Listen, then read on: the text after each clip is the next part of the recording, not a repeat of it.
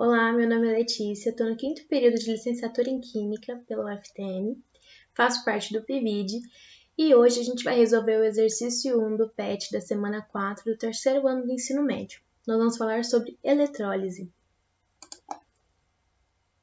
Bom, explique detalhadamente o fenômeno da eletrólise. A eletrólise é uma reação redox não espontânea. E o que isso quer dizer? Que ela não vai ocorrer sozinha sem que a gente force essa reação através de uma corrente elétrica contínua, que a gente vai usar no caso aqui o nosso gerador. Nós temos a eletrólise ígnea e a eletrólise aquosa. Vamos falar primeiro da eletrólise ígnea. Ela vai ocorrer na ausência total de água, por meio de compostos iônicos no seu estado fundido. Por isso aqui nós temos o nosso MgCl2 fundido. Isso aqui a gente chama de cuba eletrolítica. Agora, o que acontece aqui?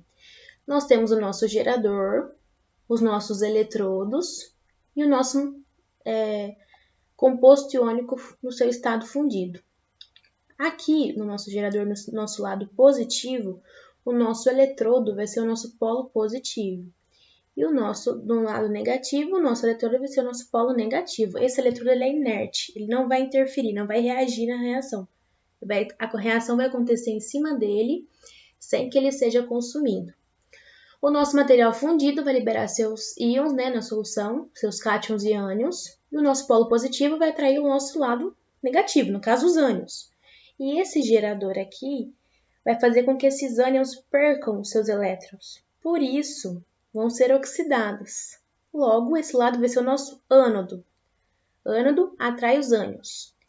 O nosso cátodo vai atrair os cátions, que vai fazer o quê? Com que eles sofram redução. Então é isso, a nossa eletrólise ígnea consiste na passagem de uma corrente elétrica através do sistema que ocasiona a decomposição de uma substância iônica. No caso, o nosso material fundido aqui, certo? Agora falando da eletrólise aquosa. A eletrólise ígnea tem um custo mais elevado, porque a gente vai usar o material no seu alto ponto de fusão. Por isso ela tem um custo mais elevado. Então, a eletrólise aquosa vai acontecer em meio aquoso e nós vamos utilizar compostos iônicos solúveis em água. Basicamente, é o mesmo processo, Nós temos a nossa cuba eletrolítica, o nosso gerador, o nosso ânodo, que vai atrair os nossos ânions, que vai acontecer a oxidação, o nosso cátodo, que vai atrair os nossos cátions, que vai ocorrer a redução. Mas aqui é importante a gente falar que também devemos levar em consideração a autoionização da água, porque a água também vai competir por esses ânions, por esse cátodo e por esse ânodo.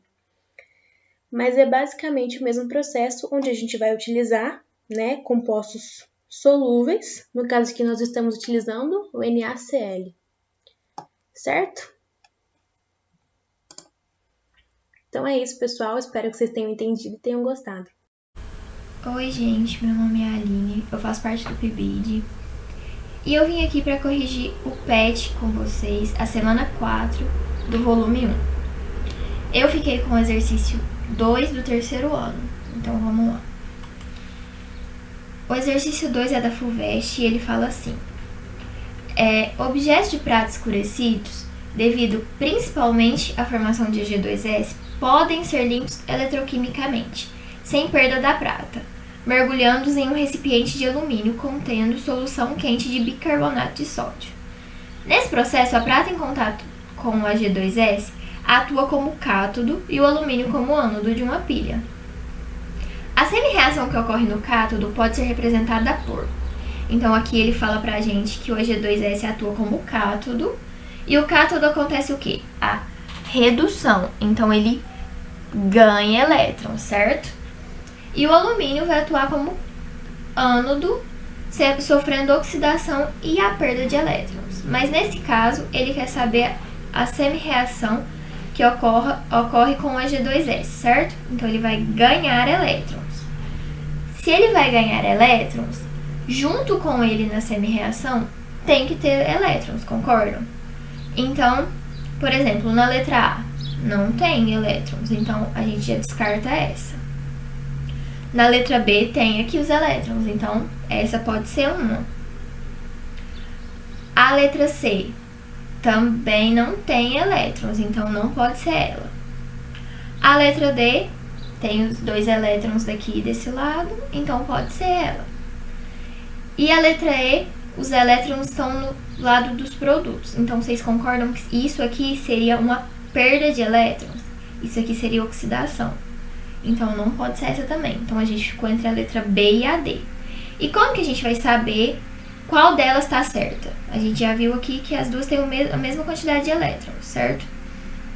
Então, como que a gente vai saber? A gente vai balancear os elétrons. Então, o que tem de um lado tem que ter do outro. Eles têm que ser igual, entendeu? Então, vamos lá. Na letra D. Aqui a gente não tem nenhum elétron e tem 2 elétrons daqui. Então, do lado dos reagentes tem 2 elétrons. E aqui desse lado? Aqui tem 0 e aqui tem 0, concordam? Então, aqui desse lado tem 2 elétrons e aqui tem 0. Então, não tem a mesma quantidade. Na letra B.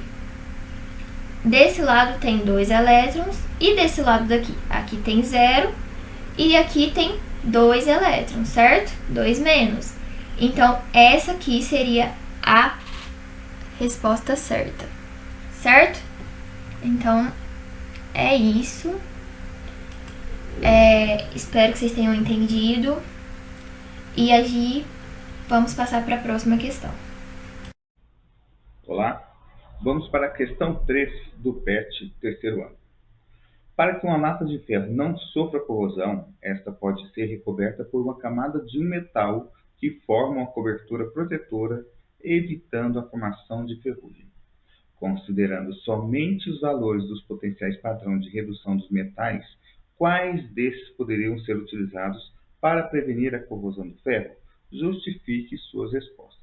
Então, dentre os vários metais que existem, então, esses daqui foram os escolhidos. Então, nós temos aqui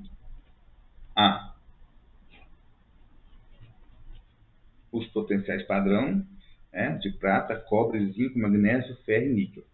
O que sabemos é que quando um metal tem alto potenciais padrão de redução, isso quer dizer que ele vai ter um baixo potencial de oxidação.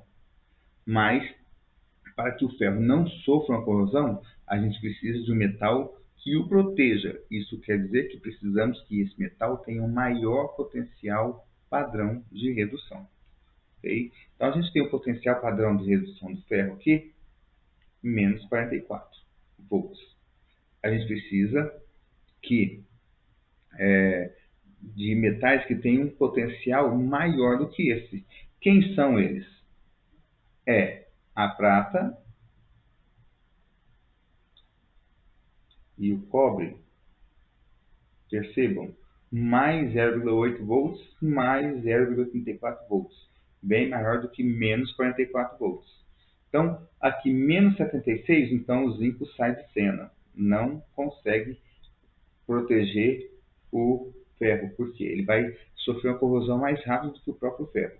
O magnésio, da mesma forma, também ele não vai conseguir proteger o ferro. O níquel, sim, poderia, mas o potencial padrão é muito próximo, então ele sai de cena. Quais os 2 principais ali que pode? Então, o cobre e a prata. Ok? Então, resposta, chegamos aí ao resultado. Prata e cobre, que podem ser, então, os metais que podem ser utilizados para prevenir a corrosão do ferro. Ok? Essa aí foi então a correção do PET do terceiro ano do ensino médio. Um molde de abraços. Até mais.